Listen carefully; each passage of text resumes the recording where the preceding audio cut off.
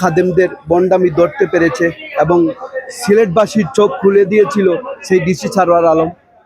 উনি সেই উদ্যোগটা নিয়ে সিলেটবাসীর চোখ খুলে দিয়েছেন, এটা তার একটা দৃষ্টান্ত। কারণ হচ্ছে কি জানেন, আমরা এই 707 বছর থেকে যে এরা লুটপাট করতেছে আমরা চুকে পড়ে নাই, কিন্তু ছোটখাটো যে লুটপাট এটা আমাদের চুকে পড়তো। কিন্তু এখানে দেখেন, সাদা পাথর থেকে শুরু করে প্রত্যেকটা দুর্নীতির আতঙ্ক নাম ছিল ডিসি সারোয়ার আলম।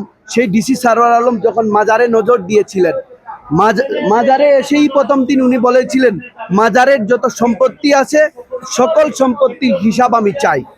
অর্থাৎ স্পষ্ট হিসাব এবং ব্যাখ্যা উনি চেয়েছিলেন। মাজারে যে প্রতিনিয়ত দান বক্সে যে টাকা উঠে উনারা বাগবাটুরা করে কিন্তু নিয়ে যাচ্ছিল, সেই বাগবাটুরা কিন্তু উনি যখন চুকে পড়লো তখনই উনি স্পষ্ট বললেন যে মাজারের একটা টাকাও বাইর হতে দেব না, মাজারের টাকা মাজারের উন্নয়নের কাজে লাগবে। সেই ধারাবাহিকতায় কিন্তু উনি সেই উদ্যোগটি গ্রহণ করেছিলেন সিলেটবাসীর, এবং সিলেটবাসীর চোখ খুলে দিয়েছিলেন। আপনারা দেখছেন সরকার কর্তৃক যে অ্যাডো কমিটি করে দেওয়া হয়েছিল, সেই অ্যাডো কমিটি কর্তৃক অর্থাৎ উনারাই ঘোষণা, সরকার কর্তৃক ডিসি কর্তৃক ঘোষণা দেওয়া হয়েছিল প্রতি 15 দিন পর পর টাকা গণনা করা হবে। অর্থাৎ প্রতি 15 দিন পর পর কিন্তু আমাদের চুকে পড়ে নাই, 15 দিন পর পর টাকা গণনা করা হয় নাই।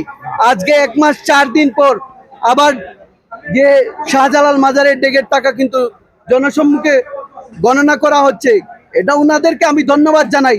তবে আমরা সিলেটবাসী উনাদেরকে বলতে চাই, আমি আমার ব্যক্তিগত পক্ষ থেকে নয়, আমি স্পষ্ট বলতে চাই, প্রতি 10 দিন পর পর যাতে এই মাজারের টাকা গণনা করা হয়। শুধু এই তিনটি ডেগের টাকা গণনা করলে হবে না, মাজারের বিভিন্ন জায়গায় কিন্তু দান বাক্স রয়েছে, গিলাপ থেকে টাকা উঠে, জন্নার পরে টাকা উঠে, অর্থাৎ বিভিন্ন জায়গায় কিন্তু সেই টাকা না, শুধু মোমবাতি আগরবাতি থেকে শুরু করে গরু ছাগল হাঁস মুরগি এখানে কিন্তু উঠে, সেই দানের টাকা স্পষ্ট করে আসে না। এই যে দানের মুরগিগুলো আসে, সেই মুরগিগুলো কিন্তু আসে না, এই যে হিসাবে আসে না। আপনি দেখেন যে ছাগল বিভিন্ন খাদেমদের বাসায় চলে যায়, হাঁস মুরগি উঠলে বিভিন্ন খাদেমদের বাসায় চলে যায়। এর স্পষ্ট আমি আজকেই দেখলাম, একজনকে যখন ছাগল নিয়ে চলে যাচ্ছিল, আমাদের একজন দক্ষ অফিসার এসআই আজিজ ভাই, উনি যখন খেয়াল করলেন উনি ছাগল নিয়ে পালিয়ে যাচ্ছেন, অর্থাৎ মাজারের দানের ছাগল, সেই ছাগল হাতে নাতে উনি ধরলেন, তখন উনি আইনের সোপর্দ করলেন। এবং আপনি চিন্তা করেন, আজকে কিন্তু জনসম্মুখে যখন মাজারের টাকা গণনা করা হচ্ছে, ওই দিক থেকে ওরা কিন্তু এই মাজারের দানের ছাগল নিয়ে পালিয়ে যাচ্ছিল। আপনারা চিন্তা করেন কত বড় লুটপাটকারী হলে এই ধরনের জনসম্মুখে ওরা ছাগল চুরি করে পালিয়ে যাচ্ছিল। আপনি চিন্তা করেন এই যে মাজারে যেই পরিমাণ ছিনতাইকারী আস্তানা, সবচেয়ে বড় সিন্ডিকেট সিলেট শহরে, সারা সিলেট শহরে এই ছিনতাইকারীদের প্রতিষ্ঠা কিন্তু জনগণ, সেই মাজারে কিন্তু এরা সবচেয়ে বেশি বসবাস করে। আমি মনে করি এই মাজারে কেউ না কেউ এর এই সিন্ডিকেটের গোষ্ঠীকে পালন করে এবং এই ছিনতাইকারীকে লালন করে।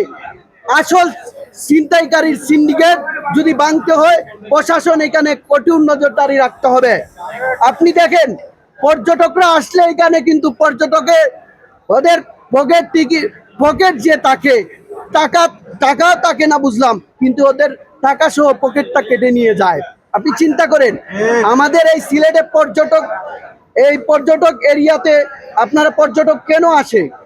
এখানে একটু শান্তির জন্য আসে, দেখার জন্য আসে, ভিজিট করার জন্য আসে, কিন্তু এই ছিনতাইকারী কবলে এসেই পড়ে, তখন তার সেই পর্যটন কিন্তু এখান থেকেই সমাপ্তি হয়ে যায়।